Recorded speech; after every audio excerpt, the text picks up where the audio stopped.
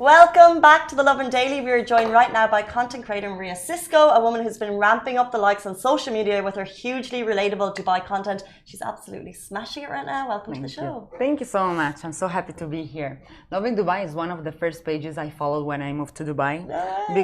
Because I wanted some information on the city. So for me, it's really an achievement to be here today. Oh, that's amazing. Thank you so much. When did you move? 2016, so it's 5 years now. Interesting. Yeah. Guys, if you don't know Maria, you'll be able to see her handle underneath her page, but genuinely we share your videos and the positive response is always so huge. People love your videos. We asked a question on social media last night if people have questions for you. We have a couple. We'll get to them later in the show. Oh, wow. Amazing. But tell us, so mainly I think your biggest platform is TikTok. Yes, at the moment, yes. At the moment. So tell us your TikTok journey. How did that start? Why did you start making these kind of funny, relatable videos? So actually, it all started in the pandemic, of course. So during the pandemic, when the lockdown started, I was living alone. I was very bored. And I decided to start using TikTok for job purposes. So I wanted to understand how it worked for my job because I'm an influencer manager. So I need to understand, be up to date with all the social media situations. So I started, and of course, I didn't take it seriously. I didn't have the intention to become a content creator. But then one of my videos got viral and I saw so many followers and I was shocked and I said, okay, why not? When I reached 10,000, I said, okay, this is an opportunity. So I will move forward and keep it on. And the first video that went viral, actually, it was a video of me. It was a trend. The trend with the weird music in which you have to realize something scary. And I was like, basically I was doing a comparison between what Arabs' parents do and my Italian parents, they do the same. So am I Arab? That was the video that went viral. Amazing. Yeah. What, speaking of, let's say, if you're like stereotyping, what is usually the reaction to your videos? Because you kind of have funny videos that could maybe touch a point to people, could be offensive. What's your main reaction to your videos? From my followers, you mean? Main reaction is laughing, of course, but I get sometimes people that get offended. But this is TikTok. In TikTok, it's very easy to find now people that likes to argue. At the beginning, I was a bit shocked the first time that I saw people getting offended. I was not very used to the culture yet. Yeah. Now, no, I know how to what to avoid, and I know that not everybody can like you. So at the end of the day, it's normal. It's part of the package. Yeah, we learn that every day with social media. I was in the taxi on the way to work, and I was rewatching your videos, and like they're genuinely so funny. Not only are you're observing things, but it's the way you put them out there. Let's say, for example, the driving one. You have 3 parts, and you're talking about specific situations, what it's like driving in Dubai, which is so relatable. And then you go to all the different places. Where do the ideas, the inspiration for all of these videos come from? Okay, so I always get my inspirations from my daily life because at the end of the day, I want to be relatable. I want my followers to understand that I'm a pal. I am one of them. So, and I love to make people laugh. At the same time, I think I have good observation skills and I love to notice things about situations or places, etc. So I put these things together. And why I choose the Dubai, let's say, topic so much is because most of my followers are from UAE and Dubai. So why not? I love Dubai, so I love to talk about it. And I know that is the most relatable thing. Like everyone drives every day in Dubai. And me, I drive so much, and I've been driving so much since I moved to Dubai, and I explore every single area. So I said, okay, why not? At the end of the day, I love to categorize things. So this is how.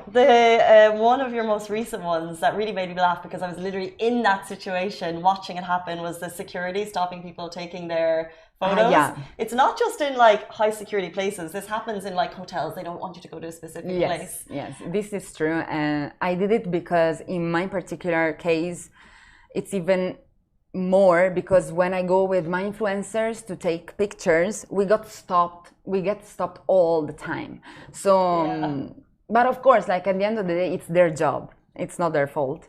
But it's true. It's true. I remember even if you want to, I don't know, smoke a cigarette, like you can't. There are specific areas. Everything in Dubai, there is, how can I say, a specific area to do it. So yeah. What has been your favorite, your most memorable video? Whether it was your favorite video to make, or maybe the one that went viral that you didn't expect, or what's the one video that stands out so far to you as special? Okay, it was a video I made maybe 6 months ago, and it was about fashion. I was saying what are the fashion mistakes that no one wants to see anymore.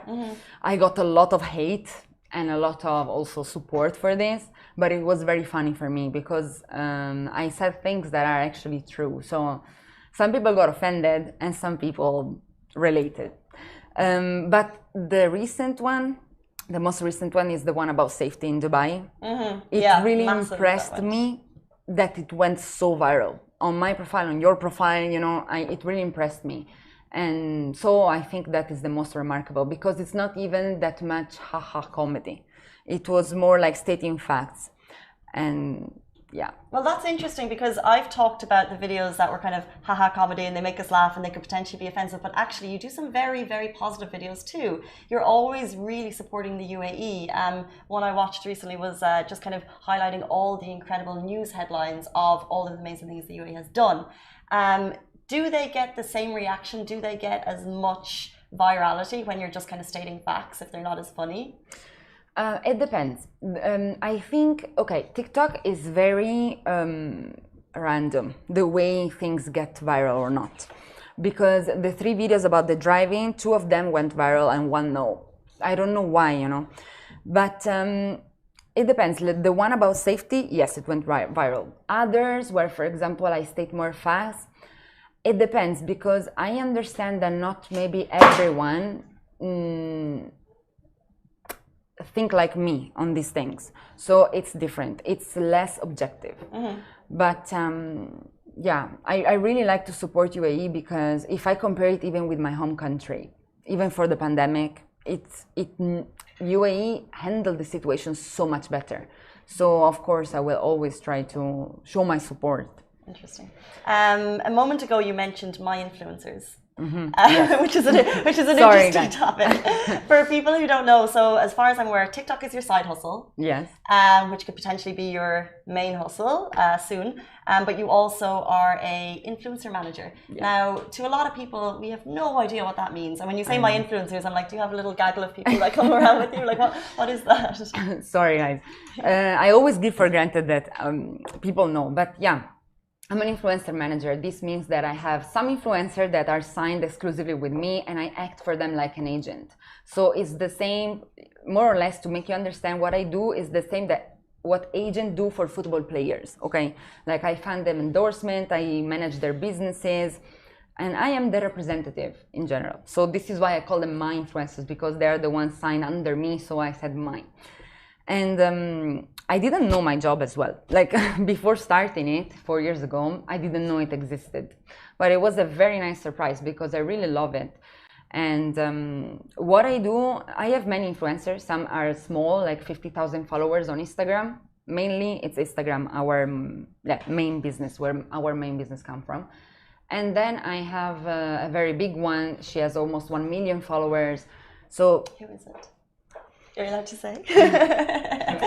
I am allowed to say because she is also someone that I really love, like personally, and her name is Soha Taha. She's, I think people know her more or less. I don't know if you do, but I will show it to her. I feel like I know a lot of faces to see.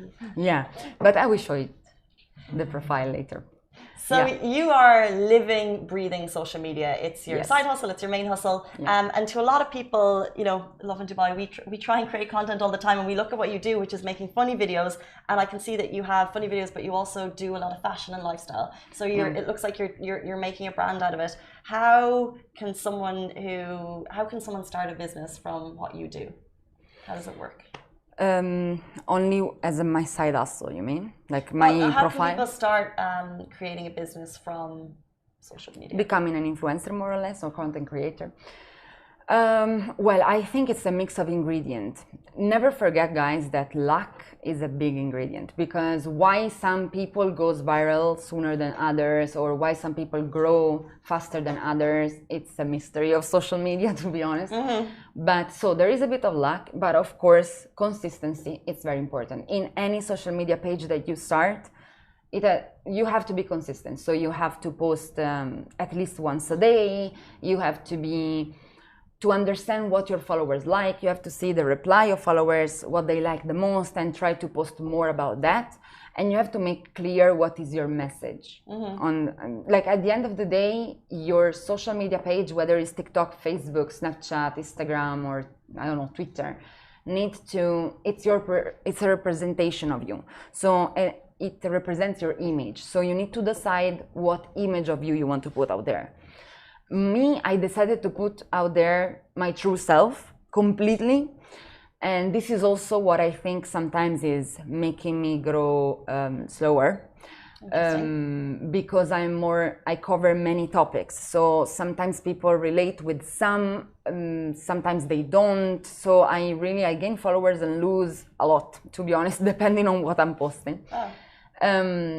But what I saw for my influencers, they chose a very specific branding. For example, only fashion or only lifestyle, or even their vibe, like high fashion or a more edgy style or a more feminine and princessy vibe. You're saying finding a niche.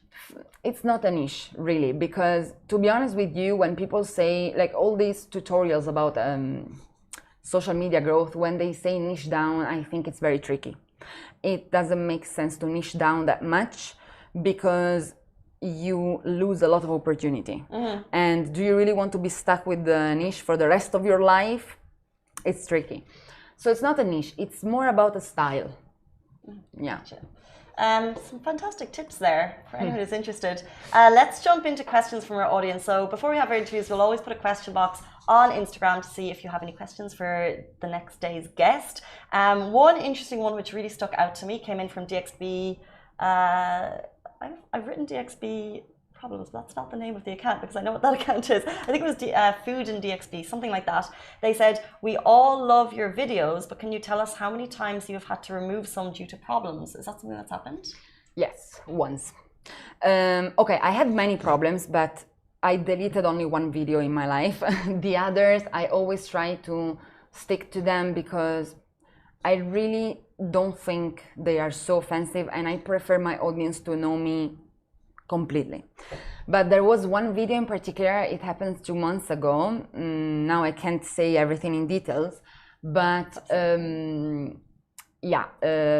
just one got removed. One got removed because I got contacted by a corporation that asked me to remove it. Fair. To remove it. It's interesting because I saw that question and I was like, is there a lot of tea here? Has there been more removed? But just one, guys, don't worry.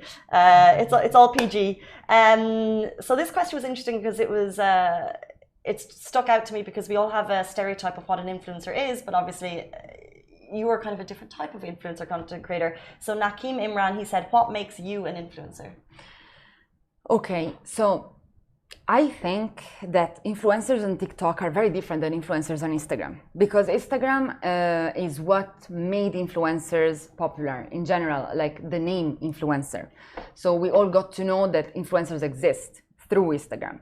But Instagram is a lot about visuals, while TikTok, it's more about the content itself. So you can find the fashion, you can find the comedy, you can find even people that support social issues, etc. What makes me an influencer? Well, I like to call myself content creator rather than influencer, but what makes me so is most probably the fact that people can relate to me. I always try to reply to every comment, every DM. I spend a lot of time actually in my day to reply to each of them, because I really want to stick to the image I give to them. Like, I'm relatable, like you can relate to me, I'm a pal, so you can speak to me like I'm a pal.